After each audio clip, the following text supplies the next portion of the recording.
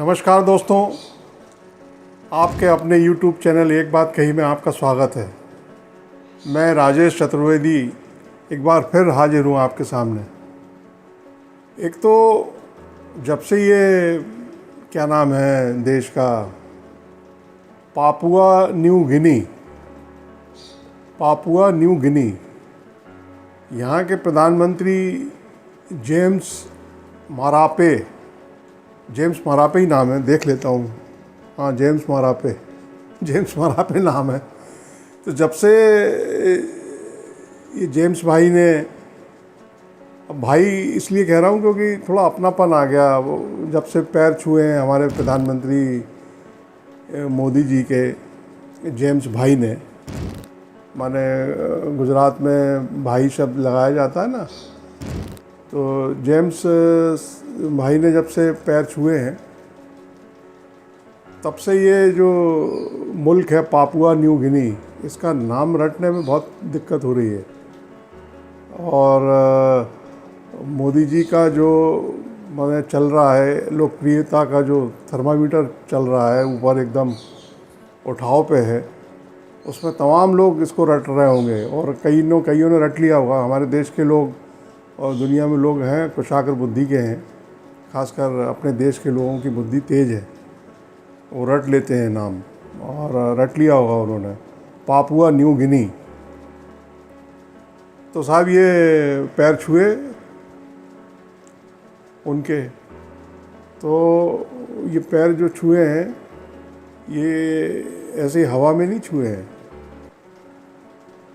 माने लोग इसको मुद्दा बना रहे हैं। तमाम क्या गिने चुने आलोचक हैं जो इसको लेके तमाम चीज़ें उठा रहे हैं, बात कर रहे हैं।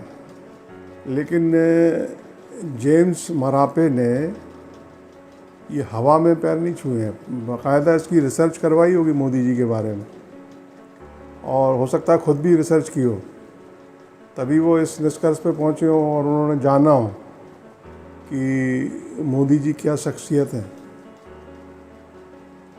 मोदी जी को, मुझे ऐसा ध्यान आता है, करीब आधा दर्जन इस्लामिक मुल्क हैं जिन्होंने अपने जो शीर्ष अलंकरण है या अवार्ड है या सम्मान है उससे नवाजा है। आप देखिए कि सऊदी अरब है, यूएई है, अफ़गानिस्तान है, बहरीन है, फ़िलिस्तीन है, ये नाम तो मुझे याद है। इन्होंने उनको सम्मान दिया है, मोदी जी को सर्वोच्च सम्मान। और अभी जो यात्रा चल रही है विदेश की, उसमें पापुआ न्यू गिनी और फिजी ने भी उनको सर्वोच्च सम्मान से नवाज दिया है। पापुआ के तो पीएम महोदय ने पैर छुए, तो गले लगा लिया मोदी जी ने उनको, क्योंकि मोदी जी का देखा है कि वो जब देश में कोई उनके पैर छूता है तो कई ऐसे अवसर आए, देखा कि अगर वो 40 डिग्री का एंगल बना रहा है, पैर छूने के लिए झुका सामने वाला आदमी, तो मोदी जी 120 का बना लेते हैं तुरंत। तो उन्होंने जेम्स भाई को गले लगा लिया। तो ये माने, अब देखो आपकी अमेरिकी राष्ट्रपति जो बाइडन खुद चल के आ रहे हैं और मोदी जी को गले लगा रहे हैं, और तो और ऑटोग्राफ मांग रहे हैं भाई मोदी जी का। अब आप लगे हो साहब ये कि वो क्वाड कंट्रीज़ की जो है, क्वाड की मीटिंग ऑस्ट्रेलिया की रद्द हो गई है, इसके बावजूद मोदी जी जा रहे हैं, और वो वहाँ जो इंडियन ऑडियंस है उसको संबोधित करने के लिए उनका जो प्रोग्राम पहले से तय है, उसमें ये सवाल उठा रहे हैं। जबकि ऑस्ट्रेलिया में या कहीं और भी वो गए हैं, जा रहे हैं, तो किसके लिए जा रहे हैं? देश के लिए जा रहे हैं, देश के अच्छे के लिए जा रहे हैं। ये जो एक लाइन है, ये जो परसेप्शन है, या ये एक अवधारणा है, या ये एक गुणसूत्र है, ये कि मोदी जी जो कर रहे हैं या करते हैं, मोदी जी जो सोचते हैं, उसमें कुछ ना कुछ अच्छा ही होती है, अच्छा होता है कुछ। अब क्या होता है, अच्छा है, डिटेल में जाने के बजाय आप केवल एक लाइन अगर ये तय कर लो, ये अपने अंदर उतार लो, उसको धारण कर लो, गहरे तक, बिल्कुल एकदम नीचे तल्ले तक आप इसको अगर बैठा लो कि मोदी जी जो सोच रहे हैं, कर रहे हैं, कह रहे हैं, वो अच्छे के लिए कर रहे हैं। कुछ ना कुछ अच्छा होगा, उसमें अच्छाई होगी। कई बार तुरंत दिख जाती है, कई बार वक्त लेती है। अच्छाई का तो ऐसा ही है। आप अगर ये सोचें कि भाई इंस्टेंट एकदम अच्छाई सामने आ जाए, प्रकट हो जाए, तो नहीं होता ऐसा कई बार। लेकिन आप ये अगर धारण कर लो, इस बात को मान लो, तो आपके मतलब तमाम चिंताएं दूर हो जाएंगी और आप नाना प्रकार की परेशानियों से, स्ट्रेस से मुक्त हो जाओगे आप, और आपके चेहरे पे एकदम अलग तरह का तेज आ जाएगा। क्योंकि कई उदाहरण हैं इसके। अब ये जो हाल में 2000 रुपये का नोट वापस लिया गया, नोटबंदी जब की थी, अच्छे के लिए की थी, कुछ ना कुछ अच्छाई होगी उसमें। 2000 का नोट चलन में आया, कुछ ना कुछ ज़रूर अच्छाई होगी। वापस ले लिया, अच्छे के लिए लिया है। मोदी जी 75 वंदे भारत ट्रेनों का झंडी दिखा रहे हैं, हरी झंडी। आप मान के चलिए कि अच्छे के लिए दिखा रहे हैं। अगर वो पुल पुलियों और खरंजों का उद्घाटन नहीं कर रहे, लोकार्पण अगर नहीं कर रहे हैं, तो आप ये मान के चलो कि उसमें भी कोई अच्छाई है। अब वो कर्नाटक के विधानसभा चुनाव जो अभी हुए हैं, नतीजे आए हैं, उसमें उन्होंने 30-30 किलोमीटर का रोड शो किया, आधा दर्जन करीब रोड शो किए हैं, 19 रैलियां की। वो जो 40% कमीशन की सरकार वाला जो आरोप चल निकला था वहाँ, और वो मंत्री को जो एक आत्महत्या के कारण इस्तीफा देना पड़ा था, ईश्वरप्पा, उनसे फ़ोन पे बात करनी पड़ी। फ़ोन पे बात की उन्होंने, मोदी जी ने, और ईश्वरप्पा को वो स्टार कैंपेनरों की उसकी सूची में, स्टार प्रचारकों की सूची में दर्ज किया उनको। कुछ ना कुछ अच्छाई है इसमें। अच्छाई क्या है? अगर वो ये सब नहीं करते, बजरंगबली के नाम पर वोट देने की अपील ना करते, तो हो सकता है कि वो जो 64 आई है बीजेपी की, वो भी ना आती। तो ये सब, अब वो उन्होंने नाले से गैस और वो चाय और वो बादलों में राडार और ये सब चीज़ें, इसमें ज़रूर कुछ ना कुछ अच्छाई है। भाई नाले, एकदम नाला चर्चा में आ गया, नालों का उत्थान हो गया। और ये छोटी मोटी चीज़ें हैं, इन पे नहीं। आप देखो कि कोई काम, अब वो कह भी रहे हैं, वो मोदी जी ने तो ये कहा भी है, कांग्रेस का नाम लेके कहा है कि कांग्रेस अभी पहचान नहीं पाई है उनको। इस पूरी राजनीति में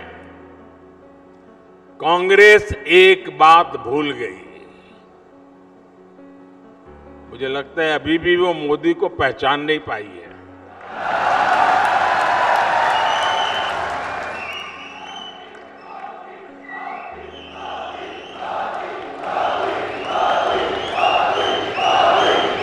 कांग्रेस वालों को पता होना चाहिए था, ये मोदी है। तो क्यों नहीं पहचान रहे भाई? वो जो एक लाइन की अवधारणा है कि मोदी जी जो कहते हैं, करते हैं, वो अच्छे के लिए करते हैं, कुछ ना कुछ अच्छाई होती है उसमें। और जिन लोगों ने इसको धारण कर लिया है, वो देखिए आप, उनकी भावभंगिमा अलग है। मध्य प्रदेश के मुख्यमंत्री शिवराज सिंह चौहान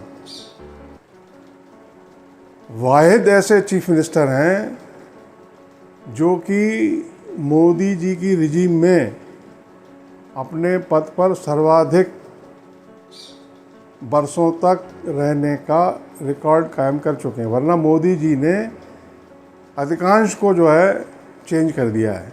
आप उठा के देख लीजिए। माने 14 में मोदी जी प्रधानमंत्री बन गए, और अब 2023 आ गया। इसमें आप 15 महीने का कमलनाथ का अगर मध्य प्रदेश में वो हटा दें समय, तो 9 साल में से करीब 8 साल, इतना कोई मोदी जी के टाइम पे कोई चीफ मिनिस्टर नहीं रहा है। अब वो यूपी के योगी आदित्यनाथ को अभी क्या 5 साल और एक 6 साल हो रहा है। खट्टर जरूर हो सकता है कि वो आसपास हो, लेकिन पीछे ही होंगे वो। मोदी जी ने ही बनाया था उनको चीफ मिनिस्टर, हरियाणा के चीफ मिनिस्टर। अब वो नड्डा साहब हैं, नड्डा साहब, उन्होंने भी धारण किया हुआ है। कर्नाटक में उन्होंने कहा इलेक्शन में कि 2014 के पहले भारत घुटनों के बल चलता था। इसका मतलब क्या है? इसका मतलब है कि भारत की जो स्थिति है, ये जो दुनिया में नाम हो रहा है, डंका बज रहा है, कि 2014 के बाद बात शुरू हुआ है। तो आपने देखा कि वो हिमाचल जो उनका नड्डा जी का गृह राज्य है, बीजेपी हार गई, बावजूद इसके उनका जो तेज है चेहरे का वो बरकरार है। जो उनका जलवा है वो बिल्कुल यथावत, उसमें कोई कमी नहीं आई है। अगर ये आप लाइन धारण नहीं करोगे तो आप ऐसे ही जैसे वो राहुल गांधी ट्रक पे चढ़ रहे हैं, भारत जोड़ो यात्रा निकाल रहे हैं, अडानी अंबानी कर रहे हैं, सदस्यता जा रही है, मकान खाली करना पड़ रहा है। अब गुलाम नबी आज़ाद को देख लो आप, वो अवधारणा को उन्होंने बिल्कुल ग्राह्य कर लिया, एकदम उसको माला बना के पहन लिया। ऐसे कई लोग हैं, कई सारे लोग, जो उसकी भी लिस्ट है। खैर, लेकिन आज का जो विषय है वो ये नहीं है। आज का विषय ये है कि एक साहब हैं, इन सब खबरों के बीच एक साहब ने पिछले दिनों एक इंटरव्यू दिया, और उन्होंने इंटरव्यू में मोदी जी की इस रिजीम की जो 9 साल पुरानी है, उसकी जमकर आलोचना की है। उन्होंने कुछ चिंताएं व्यक्त की हैं जो गंभीर किस्म की हैं, लेकिन इतने तारीफ़ के माहौल में जब मोदी जी की चारों तरफ वाहवाही हो रही है, आप सोचिए कि दुनिया का सर्वशक्तिमान मुल्क अमेरिका, उसके राष्ट्रपति जो बाइडेन मोदी जी के पास खुद पैदल चलकर आते हैं और गले लगाते हैं, मुलाकात करते हैं, ऑटोग्राफ मांगते हैं। और कौन? जो बाइडेन, जिनको ये मालूम है कि अमेरिका के पिछले इलेक्शन में मोदी जी ने ट्रंप के लिए एक तरह से चुनाव प्रचार किया था, और ये कहा था कि अब की बार ट्रंप सरकार, ये जानते हुए भी वो आए। तो कुछ तो बात होगी, मतलब ऐसे हवा में थोड़ी ये सब हो रहा है। अब वो एक वीडियो छोटा सा, पता नहीं क्या है वो कि साहब वो ग्रुप फोटो में वो अकेले पड़ गए मोदी जी, ना ना ना, अब उसके आगे का बता ही नहीं रहे हैं, उतना ही दिखा रहे हैं। तो कहने का मतलब ये है कि वो जो साहब जिन्होंने का इंटरव्यू, जिनकी मैं बात कर रहा हूँ, जिस वजह से आज का विषय चुना है, वो ये है कि उन्होंने कई बातें की हैं और ये भी बताया है कि 2024 में अगर मोदी जी रिपीट हो गए तो देश का सूरत हाल क्या होगा। और इम्पॉर्टेंट शख्सियत हैं। आप इस वीडियो में बने रहिए, कहीं जाइएगा मत। मैं आपको बताऊंगा, तफसील विस्तार से बताऊंगा कि कौन है वो साहब। मगर ये जो खबरें आई, पहले सोचा था कि इस पर क्या बनाना, मतलब लोग कहते ही रहते हैं इतना बड़ा देश है, अब हर आदमी तो एक तरह से सोचता नहीं है। मगर जब देखा कि भाई इतनी तारीफ़ हो रही है और लोग पैर छू रहे हैं, दूसरे विदेशी, आप सोचिए विदेशी मुल्क का प्रधानमंत्री, भले ही वो छोटा देश हो, इसका कोई मतलब नहीं है, और लेकिन पैर छुए, तो फिर लगा कि भाई एक जो आलोचना है उसको भी स्थान मिलना चाहिए। और चूँकि वो शख्सियत इम्पॉर्टेंट है, उनका स्थान है, भारतीय राजनीति में, वो कनेक्शन आपको बताऊंगा मैं, तो इसलिए फिर इस पे बात करनी पड़ी। अब जैसे ये जो नया संसद भवन बना है, इसके उद्घाटन पे एक कंट्रोवर्सी खड़ी हो गई है कि साहब, चूँकि सरकार जो है राष्ट्रपति महोदया को आमंत्रित नहीं कर रही है या उनसे उद्घाटन नहीं करवा रही है, तो ये गलत कर रही है, ये संविधान के खिलाफ है। और संविधान का जो आर्टिकल 79 है वो निकाल के ले आए हैं लोग। उनका कहना है कि भाई जो है, जो लोकतंत्र है हमारा, उसमें जो लोकसभा, राज्यसभा के साथ राष्ट्रपति, ये तीन उसके पिलर हैं। राष्ट्रपति तो उसकी कस्टोडियन है और उनको ही अवहेलना की जा रही है। लेकिन सवाल ये उठता है, अच्छा इसके उद्घाटन के लिए उन्होंने कहा साहब, जो अपोजिशन है, विपक्ष कह रहा है कि तारीख भी वो ऐसी चुनी है जो वीर सावरकर की जन्मतिथि है। इसका जो संसद भवन का जो नया बना है, उसका जो शिलान्यास है वो भी मोदी जी ने किया था। उद्घाटन भी वही करने वाले हैं 28 मई को। अब विपक्ष कह रहा है कि हम बायकॉट करेंगे क्योंकि ये तो सरेआम अवहेलना हो रही है संविधान की। अब अगर ये जो एक लाइन का है जो कि मोदी जी जो कर रहे हैं, सोचते हैं या निर्णय ले रहे हैं, वो अच्छे के लिए ले रहे हैं, अगर ये आप धारण कर लो तो कोई दिक्कत नहीं है, आराम से उद्घाटन हो जाएगा, लोकार्पण हो जाएगा, प्रॉब्लम क्या है उसमें। मगर वो नहीं हो पा रहा है, उसको धारण नहीं कर रहे। आप देखिए गोदी मीडिया को, देखिए आप, जिसको मेन स्ट्रीम मीडिया बोलता हूँ मैं, मगर वो गोदी मीडिया नाम दे दिया गया है। वहाँ भी सुना है, वो गोदी मीडिया की बात आई है कि वो वहाँ भी तगड़ा कंपटीशन है गोदी मीडिया में, माने एक दूसरे की कटाई में कोई पीछे नहीं है, क्योंकि वहाँ बड़ी प्रतियोगिता है कि गोदी में मतलब कौन ऊपर रहेगा, कौन नीचे रहेगा, कौन घुटनों के पास रहेगा, कौन नीचे, इधर वो धकेलने मकेलने, ये सब काम चल रहा है। वो एक सर्वश्रेष्ठ चैनल है, उसका कोई कॉन्क्लेव था, मुझे किसी ने बताया कि वो ब्लैक एंड वाइट वाले साहब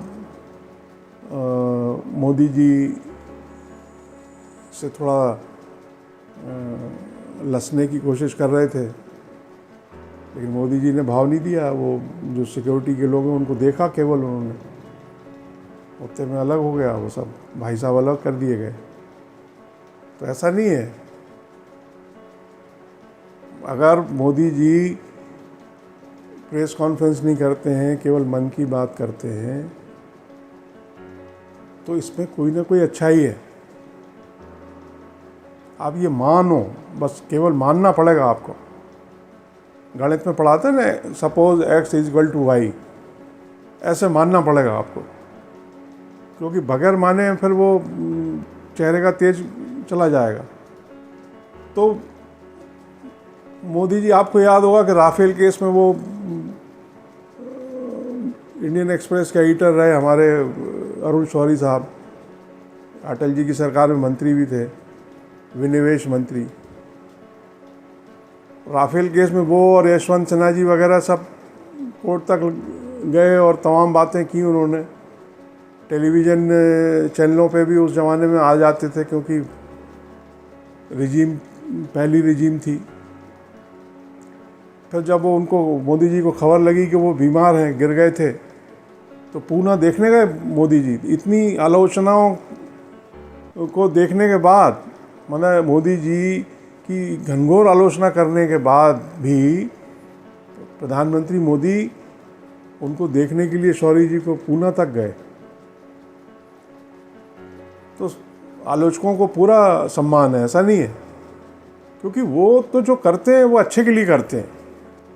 हालांकि बाद में वो कोई होटल है उदयपुर का, वो टूरिज्म डिपार्टमेंट का, उस समय कुछ डिसइन्वेस्टमेंट किया होगा। वो होटल जिसका कहीं 250 करोड़ कीमत थी और 7.5-8 करोड़ दाम लग गया वगैरह वगैरह, उसमें कुछ केस वेस भी उनके खिलाफ दर्ज हुआ था, शौरी जी के खिलाफ बाद में, वो अलग बात है मतलब।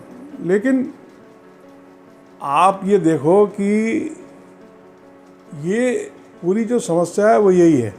दोस्तों, अब आते हैं असली मुद्दे पर, या कहें कि असली विषय पर आते हैं। और असली विषय क्या है? एक अंग्रेजी में लिखी गई किताब है, और किताब लिखी है डॉक्टर पराकला प्रभाकर। मैं अगर सही प्रनाउंस कर रहा हूँ तो पराकला प्रभाकर साहब ने ये किताब लिखी है, और इसका शीर्षक है, इसका जो टाइटल है वो है the crooked timber of New India. 14 मई को इसको लॉन्च किया गया, शायद बेंगलोर में लॉन्चिंग हुई इसकी किताब की। और 13 मई को आपको याद होगा कर्नाटक विधानसभा के इलेक्शन के नतीजे आए, उसके अगले दिन इसकी लॉन्चिंग की गई। अब डॉक्टर प्रभाकर बोलूँगा मैं, पराकला में हो सकता है कुछ गुस्ताखी हो जाए, गलती हो जाए उच्चारित करने में, उसको प्रनाउंस करने में। तो डॉक्टर प्रभाकर कौन है? और जैसा कि मैंने आपसे कहा था कि पहले मैं सोच रहा था कि इसको बताया जाए या इस पर बनाया जाए वीडियो, कि नहीं बनाया जाए। तो प्रभाकर साहब कौन है ये अपन जान लेते हैं। डॉक्टर प्रभाकर वो जो टुकड़े टुकड़े गैंग वाला JNU है उसमें पढ़े हैं, और अर्थशास्त्री हैं, अर्थशास्त्र के ज्ञाता हैं। माने आप इससे समझिए कि लंदन स्कूल ऑफ इकोनॉमिक्स से उन्होंने PhD किया है इकोनॉमिक्स में। तो इसमें तो कोई शक शुबा है ही नहीं कि वो उनको ज्ञान है, और टिप्पणी करते रहते हैं, टिप्पणीकार हैं। पॉलिटिकल बैकग्राउंड भी है उनका। वो खुद भारतीय जनता पार्टी में रहे, कांग्रेस में रहे, प्रजा राज्यम पार्टी में रहे, और आंध्र प्रदेश की जो सरकार है, स्टेट गवर्नमेंट, उसके सलाहकार भी रहे। माने आपको तमाम चीज़ें गूगल सर्च करने पे मिल जाएंगी। लेकिन इससे बड़ा जो एक परिचय है उनका वो ये है कि वो प्रभाकर साहब हमारे देश की जो वित्त मंत्री हैं मौजूदा, निर्मला सीतारमण जी, जो खुद भी JNU में पढ़ी हैं, उनके पति हैं। तो इसलिए पहले मैंने सोचा था कि उन्होंने जो उनकी किताब आई है इस पर बात करनी चाहिए। मगर फिर वो जो फिर ये आया कि भाई ऐसे तो तमाम लोग बात करते रहते हैं, अपनी बात रखते ही हैं, फ्रीडम ऑफ स्पीच की कोई दिक्कत है नहीं है, तो क्या ज़रूरत है बनाने की। लेकिन जब वो फ़ोटो देखा, वो क्या नाम है उस देश का, पापुआ न्यू गिनी, और वो प्रधानमंत्री साहब अपने माफ़ी चाहता हूँ, James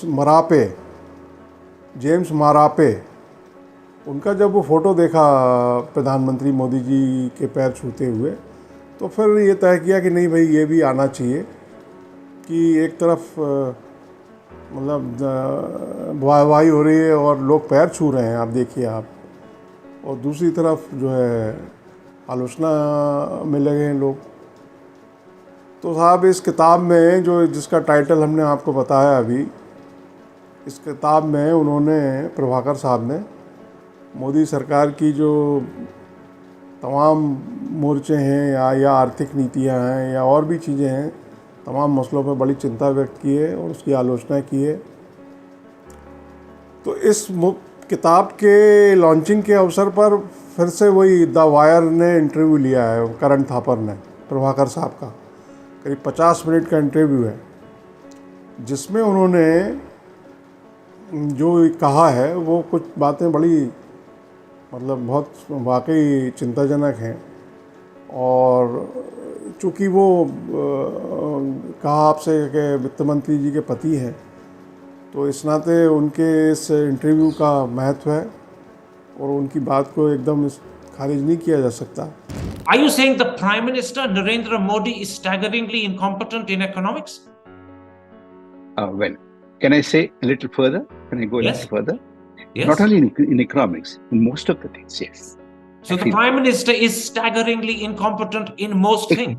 Except summoning the base divisive communal instincts that probably are somewhere buried deep inside the social psyche of India. But I'm just That clarifying he's for the very, audience that because he's, I think that let me he's just very, clarify very for the, competent. let me just clarify for the audience because it's important no one gets a misunderstanding. You're saying Mr. Modi, the Prime Minister, is staggeringly incompetent in most things, not just economics, but most things. Yes, I Is do that say yes? that. Did you say yes? Yes, I said yes. What about the two finance ministers he's had? In the first government, it was Arun Jaitley. In the second government, it's Nirmala Sitharaman. They are immediately in charge of economic policy. Are they staggeringly incompetent? I do not want to comment on individuals. This is not a comment on individuals. This is not a comment on personalities. But you commented on the PM. But you commented on the PM. Because he represents an era. It is the regime. That regime is very incompetent, staggeringly incompetent, except in mobilization of communal and hatred and divisive kind of a mentality. Yes. Now, the point is this, Karan. Let me say this. I actually chose not to say this, but since you're very provocative interlocutor, and you're making me say things that I decided not to say. But since you put it, and I do not want the viewers to misunderstand what I have in my mind. You see, it wasn't easy for me to publish this book. I must say this, and I don't want to say anything more on it. This was not an easy thing to publish. It really took me a long time, and it really took me to, I knocked at a lot of doors, and they were all very polite. They won't straight away say no. They would say, we'll have to think about it. And, we have so many lined up already. And, it could be after 2024. You're talking about publishers. You're talking about publishers. Exactly, yes. So it wasn't an easy thing, number one. Number two, freedom of speech is not what happens whether you are able to speak or not. Freedom of speech, the test for it is what happens after you speak.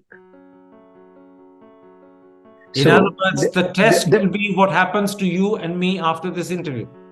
The jury is out. Can I put it like this? Would a third victory for Mr. Modi and the BJP spell disaster for India? It does, yes. Do you accept that word disaster? You accept the word disaster? Yes. Is there a stronger word? What would you prefer?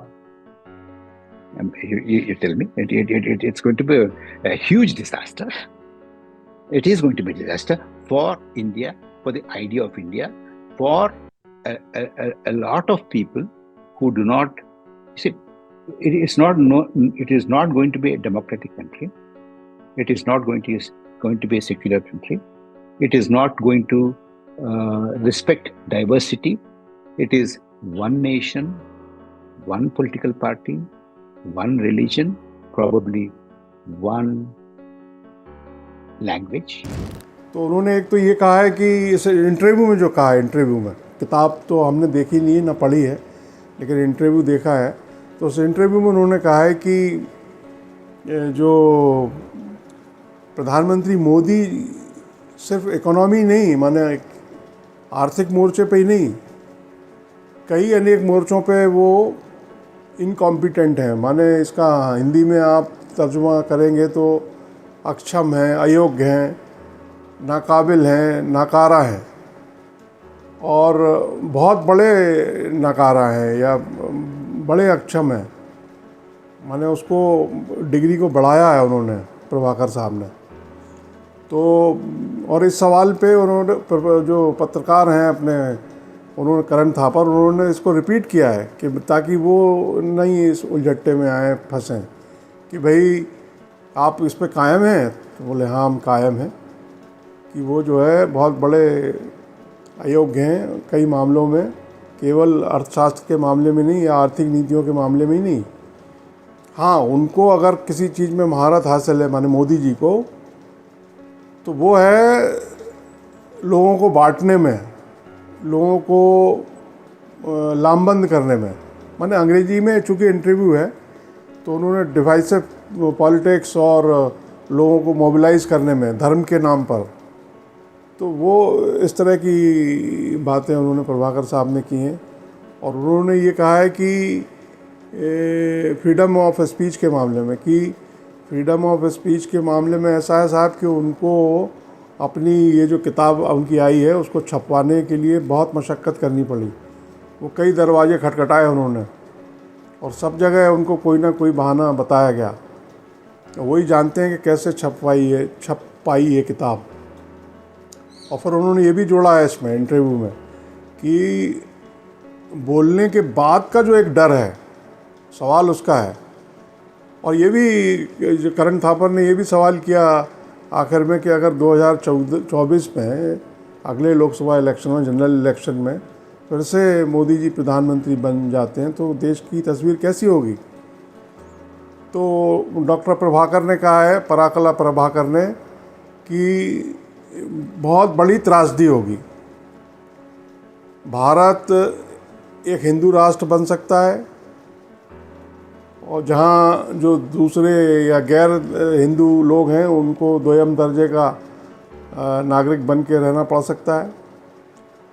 माने one nation, one political party, one religion, और मुमकिन है कि एक ही भाषा हो, ऐसी तस्वीर डॉक्टर प्रभाकर ने बताई है।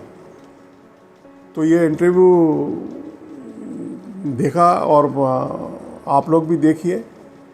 लेकिन इसमें फिर वही बात आती है कि अगर डॉक्टर प्रभाकर, वो जो एक लाइन है कि भाई आप ये इसको आत्मसात कर लें, अपने भीतर तक, अंदर तक बैठा लें आप, अगर कि मोदी जी जो कह रहे हैं या मोदी जी सोच रहे हैं, कर रहे हैं, जो वो अच्छे के लिए कर रहे हैं, देश के अच्छे के लिए, सबके अच्छे के लिए कर रहे हैं वो। तो ये इस तरह की किताब लिखने की या इस तरह का जो सोच है, इसमें मुझे नहीं लगता कि इसकी ज़रूरत पड़ेगी। और मान लो आप किताब अगर लिख भी लेते हैं, इस एक लाइन को धारण करने के बाद, तो आपके घर पर जो मेन स्ट्रीम या गोदी मीडिया जिसको कहते हैं, वो लोग लाइन लगा के घर पे आएंगे इंटरव्यू लेने के लिए। आप करके देख लो, आप अलग ही आनंद आएगा और शांति हासिल होगी। एक बात कही करके देखिए। और दोस्तों, आपको ये कैसा लगा इसको ज़रूर बताइए, कमेंट करिए, लाइक करिए, शेयर करिए। ये ज़रूर बताना कि लगा कैसा आपको, जो आपके मन में आए, जो आपकी इच्छा हो। कि ये जो एक लाइन है कि जो हो रहा है वो अच्छे के लिए हो रहा है और जो होगा वो अच्छे के लिए होगा, मोदी जी जो कर रहे हैं वो अच्छा कर रहे हैं। नमस्कार।